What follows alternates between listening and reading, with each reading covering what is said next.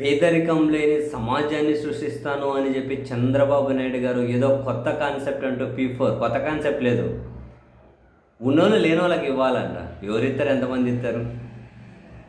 ఎవరో కంపెనీలో నేనేదో మెగా కృష్ణారెడ్డి వాళ్ళని వీళ్ళని పిలిపించి మాట్లాడారు. వాళ్ళు సంపాదించే దాంట్లో కార్పొరేట్ సోషల్ రెస్పాన్సిబిలిటీ కింద ఎంత ఖర్చు పెట్టాలని ఆల్రెడీ రూల్స్ కూడా ఉన్నాయి. సరే, వైసీపీ వైపు నుంచి సూపర్ 6 పథకాలను ఇవ్వలేకుండా డైవర్షన్ చేయడం కోసం ఇవంతా పబ్లిసిటీ స్టంట్లు అని చెప్పి విమర్శలు వస్తూ ఉన్నాయి. అండ్ మరి ఎంతమంది పేదరికం పోగొడతారో తెలియదు, కానీ అసలైన పేదరికం ఎట్లుంటుందో చంద్రబాబు గారు హడావిడి చేస్తూ ఉన్నప్పుడే చిత్తూరులో 10,000 రూపాయలు వడ్డీకి తీసుకొని ఆ వడ్డీ తీర్చలేక రైలు పట్టాల మీద పడుకొని ఆత్మహత్య చేసుకునే ప్రయత్నం చేసిన ఒక గృహిణి ఆమె విషాదగాథే చెబుతుంది అసలైన పేదరికం ఏంటో. మనం చాలాసార్లు మాట్లాడుకున్నాం. విద్య కావాలి, వైద్యం కావాలి, అన్ని సదుపాయాలు ఉండాలి, కార్పొరేట్ స్కూళ్ళతో పోటీ పడే విధంగా ప్రభుత్వ పాఠశాలలు ఉండాలి. ఆ దిశగా పాలకులు ఆలోచించాలి. భవిష్యత్తు తరాలకు మనం ఇచ్చే ఆస్తి మాత్రమే అది.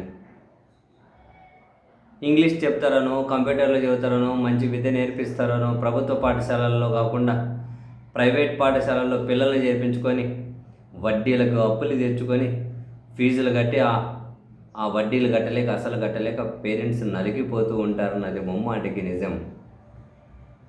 అండ్ అదే సమయంలో క్షేత్రస్థాయిలో పనులు పంటలు పెట్టే రైతులకు గిట్టుబాటు ధరలు వస్తలేవు, కనీసం పెట్టిన ఖర్చు వస్తలేదు, డబ్బు తిరగడవుతలేదు, ప్రభుత్వం కనీసం ఎటువంటి సహాయం అందించడం లేదు, ఎటువంటి ఆసరా లేదు. ఈ 10 నెలల కాలంలో తీసుకోండి, ₹1 ఎవరికైనా ఏ రూపంలో అయినా ప్రజలకు అందిందా? ఇవన్నీ చాలా ఇవన్నీ చాలా కాంప్లికేషన్స్. తాజాగా చూడండి, 10,000 అప్పుకు తీసుకొని చిత్తూరులో మహిళ ఆ వడ్డీకి ఇచ్చిన వాడు అసభ్యంగా మాట్లాడారు, అభ్యంతరకరంగా మాట్లాడారు, అవమానకరంగా మాట్లాడారు అని రైలు పట్టాల మీద పడుకొని ఆత్మహత్య చేసే ప్రయత్నం చేస్తే ఆ చుట్టుపక్కల పోయే వాళ్ళు చూసి ఒక అతను ఆమెను కాపాడారు. చిత్తూరు నగరంలో కన్నయ్య నాయుడు కాలనీ ఉందట. ఆ కాలనీకి చెందిన ప్రియా అనే ఆమెకు వివాహమై 3 పిల్లలట. వాళ్ళ భర్త కూలి పనులు చేస్తుంటాడట, ఈమె ఇళ్లలో పనిచేసి జీవనం సాగిస్తున్నారట. ఇటీవల ఆమె పిల్లాడికి స్కూల్ ఫీజు కట్టడానికి రాజా అనే వ్యక్తి నుంచి 10,000 అప్పుగా తీసుకున్నారట. 10,000 అప్పు తీసుకుని వారానికి 3,000 చొప్పున 2 నెలలు కట్టాలట. ఈ డైలీ ఫైనాన్స్ ఇటువంటి వాటి మీద ఎంతమందికి ఐడియా ఉందో తెలియదు, కానీ 10,000 అంటే 8,500 ఇస్తారు. రోజుకు 100 రోజులు కట్టమంటారు. అదొక హింస మామూలుగా ఉంటుంది. సో అట్లా 10,000 తీసుకొని వారానికి 3,000 చొప్పున 2 నెలలు కట్టాలట. అయినా కట్టేసిందట.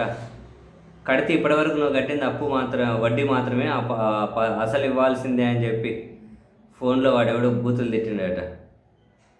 ఇది భరించలేక అవమానంగా భావించి నిన్ననే ఆదివారం మధ్యాహ్నం మెసానిక్ మైదానం చిత్తూరులో మెసానిక్ మైదానం సమీపంలో రైల్వే పట్టాలపై పాపం పడుకొని ఆత్మహత్యానికి ప్రయత్నించింది. ఇక రైలు వస్తుందనంగా జ్ఞానరాజ్ అనే వ్యక్తి గుర్తించి పోలీసులకు సమాచారం ఇచ్చి ఆమెను కాపాడారట. ఆత్మహత్యానికి కారణాలు తెలుసుకొని కౌన్సిలింగ్ ఇచ్చారట. రాజా అనే వ్యక్తి కోసం పోలీసులు గాలిస్తూ ఉన్నారట.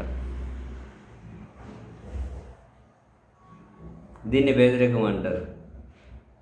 చదువుకోవడం, పిల్లలకు ఫీజులు కట్టాలని వడ్డీకి తీసుకొని వడ్డీలు తీర్చలేక వడ్డీలు పెట్టే వాళ్ళ అవమానాలు భరించలేక ఆత్మహత్య చేసుకునే ప్రయత్నం.